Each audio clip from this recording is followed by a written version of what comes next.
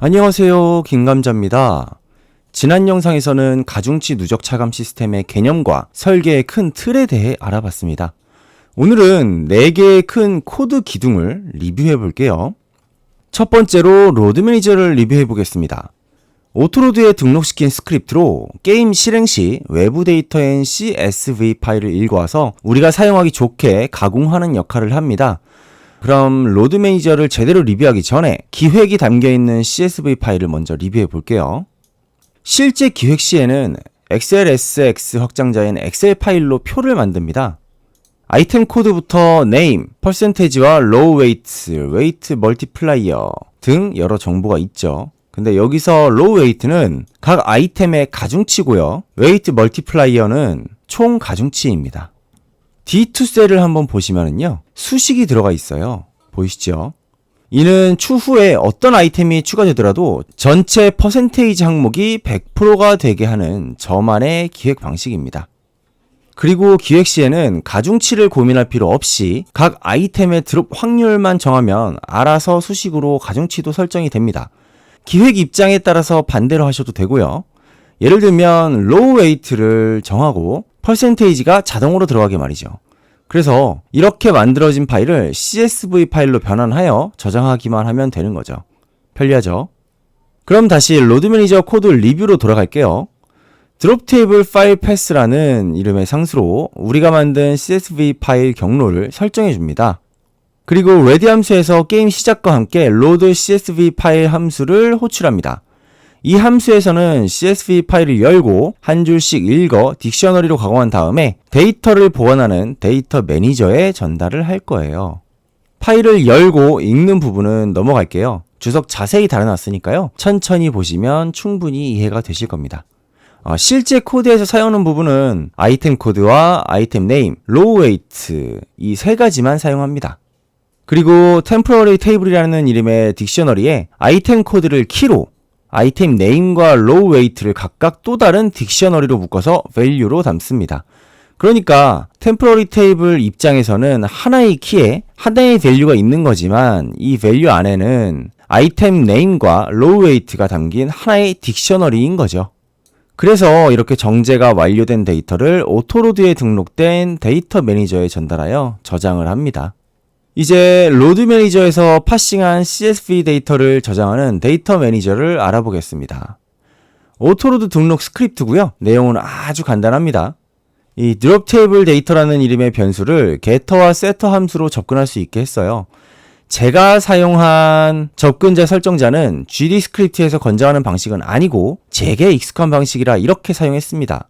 구독자님들 편한 방법으로 사용하시면 돼요. 이렇게 싱글톤화된 데이터 매니저에서 아이템 드롭 데이터를 가지고 있는 상태가 완료되면 실제 드롭률을 계산하는 드롭 테이블을 알아봐야겠죠. 드롭 테이블입니다. 동일 이름으로 클래스 네임 등록을 했어요. 실제 사용하는 부분에서 편리하게 불러오기 위해서입니다.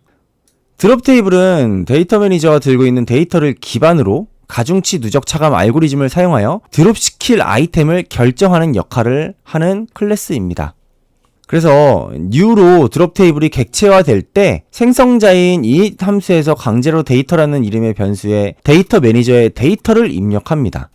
이 드롭 테이블은 extend node 2d 같은 상속 선언이 없는 순수 클래스로 CN트리에 추가가 되지 않기 때문에 ready 함수를 사용하지 않고 이렇게 init 함수를 사용합니다. pick random 아이템 함수로 드롭될 아이템을 결정하는데요. 함수 내부의 가중치 누적 차감 부분만 자세히 보시면 됩니다. 바로 이 부분이고요. 가중치 누적 차감이 도대체 어떻게 되는 건데 이해가 잘 지금까지 안 되셨을 것 같아요. 폴문으로 순회를 하면서 1부터 총 가중치까지 나올 수 있는 주사위인 다이스 변수의 숫자를 init 함수에서 설정했던 데이터 변수를 기반으로 계속 빼주는 겁니다.